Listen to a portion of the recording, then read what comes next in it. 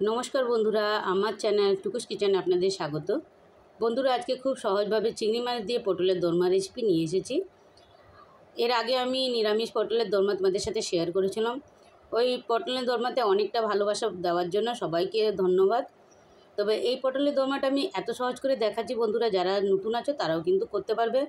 আর অল্প চিংড়ি হলেও কোনো ব্যাপার নেই, যেভাবে দেখাচ্ছি করবে, দেখবে দারুণ টেস্ট হবে আর সকল পরিবার একদম মন ভরে খেতে পারবে। তো সবার প্রথমে এখানে পটলটাকে এইভাবে চেঁচে নিয়ে ভেতর দিয়ে চামচে দিয়ে আমি দানাগুলোকে বার করে নিয়েছি। আর একটু আমার বড় চিংড়ি ছিল, তাই জন্য চিংড়িগুলোকে একটু কুচিয়ে নিয়েছি। চাইলে এখানে তোমরা কুচো চিংড়িও দিতে পারো।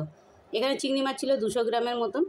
তারপরে সর্ষের তেলের মধ্যে দিয়েছি একটা আলু কুচি, কাঁচা আলু দিয়েছি, একটা আলু আর একটা পেঁয়াজ একদম ফাইন করে কুচিয়ে নিয়েছি, যাতে স্টাফিংটা করতে তাড়াতাড়ি হয়ে যাবে।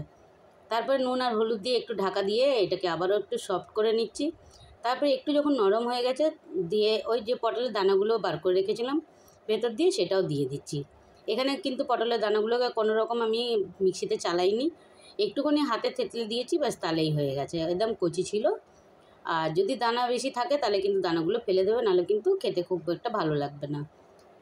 তারপরে এখানে নিয়ে নিচ্ছি একটা টমেটোটাও দিয়ে একটু নাড়াচাড়া করে নিয়ে, আর এর মধ্যে 1 চামচে দিয়েছি আদা আর রসুন গ্রেট করে, অবশ্যই গ্রেট করে দেবে।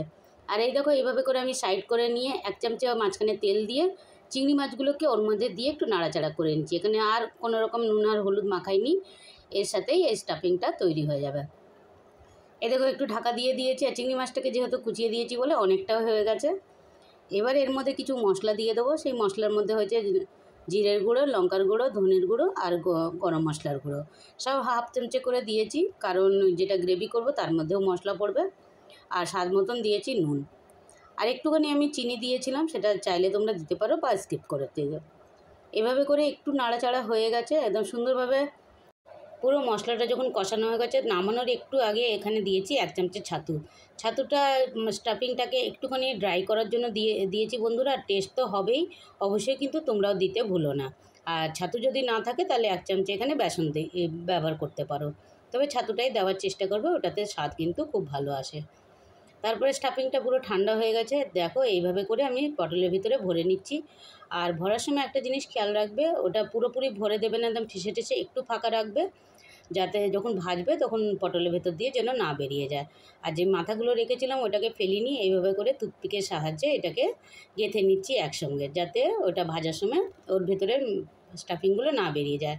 একটু অসুবিধা হচ্ছিল। তারপরে সেই যে স্টাফিংটা করেছিলাম সেই কড়াইয়ের মধ্যে একটুখানি তেল দিয়ে আমি সব পটলগুলোকে দিয়ে সামান্য একটু নুন দিয়ে ঢাকা দিয়ে এটাকে নরম করে ভেজে নিয়েছি। এবার এখানে গ্রেভিটা রেডি করে নিচ্ছি। এখানে একটা গ্রেভি অন্য কড়াই নিয়েছি, ওর মধ্যে একটুখানি তেল দিয়ে জিরে ফোড়ন দিয়েছি, আর একটুখানি মশলা বাটা দিয়েছি। বাটার মধ্যে আছে একটা পেঁয়াজ, 4-5টা রসুন, আদা, কাঁচা লঙ্কা 6টা, আর একটা টমেটো। এটা দিয়ে একটুখানি সামান্য জল দিয়ে আমি বেটে নিয়েছিলাম। বাস বাটা মশলাটাকে এর মধ্যে দিয়ে একটুখানি নাড়াচাড়া করে নিয়ে, আর কিছু গুঁড়ো মশলাও দেবো এখানে, সেটা দিয়েছি জিরে, লাল লঙ্কার গুঁড়ো আর ধনের গুঁড়ো। এভাবে পুরো কষানো যখন হয়ে যাবে, তারপরে আর ভেজে রেখেছিলাম পটলটা, সেটা আমার দেখানো হয়নি, তাই আমি এই মশলাটা করতে করতে তোমাদের দেখিয়েছি। একদম নরম করে ভাজা হয়ে গেছে। আর এই মশলার মধ্যে 1 চামচে এখানেও আমি চিনি ব্যবহার করেছি। চিনিটা অবশ্যই দেবে বন্ধুরা, কিন্তু টেস্টটা খুব ভালো আসে। আর একটুখানি দিয়েছি গরম মশলার গুঁড়ো, আর যে বেঁচে ছিল স্টাফিংটা সেটাও এর মধ্যে মিক্স করে দিয়েছি, তাহলে কিন্তু এই মশলার টেস্টটা আরও ভালো হয়ে যায়। বাস কি মশলাটা পুরোপুরি কষানো হয়ে গেছে। তারপরে এখানে 1 বাটি জল দিয়েছি। জলটা খুব বেশি দিচ্ছি না, কারণ আমি মাখা মাখা এটা রাখবো, তাই জন্য।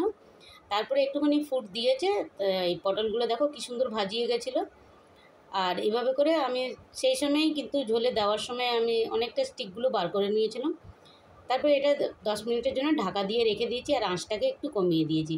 এই দেখো এই পর্যায়েও তোমরা চাইলে নামাতে পারো, তবে আমি আরেকটুখানি মাখা হয়েছে তারপরে নামিয়েছি। আর দেখো বন্ধুরা, কত সহজভাবে দেখালাম, অবশ্যই কিন্তু একবার হলে এভাবে ট্রাই করে দেখো। আর করে কেমন লাগলো কিন্তু কমেন্ট করতে ভুলো না। আর ভিডিওটা ভালো লাগলে তো অবশ্যই একটা লাইক দেবে, শেয়ার করবে, নতুন বন্ধুদের দেখার সুযোগ করে দেবে। আর চ্যানেলটাতে নতুন হয়ে থাকলে চ্যানেলটাকে সাবস্ক্রাইব করার অনুরোধ রইল। যারা পুরনো বন্ধু আমার চ্যানেলটাকে সাবস্ক্রাইব করেছো তাদেরকে অসংখ্য ধন্যবাদ। এই দেখো বন্ধুরা, একদম কত সহজভাবে দেখালাম। এটা ভাত, রুটি, পরোটা যেটা দিয়ে ইচ্ছে খাবে, একদম মন প্রাণ সব জুড়িয়ে যাবে। তো ভিডিওটা দেখার জন্য অনেক অনেক ধন্যবাদ।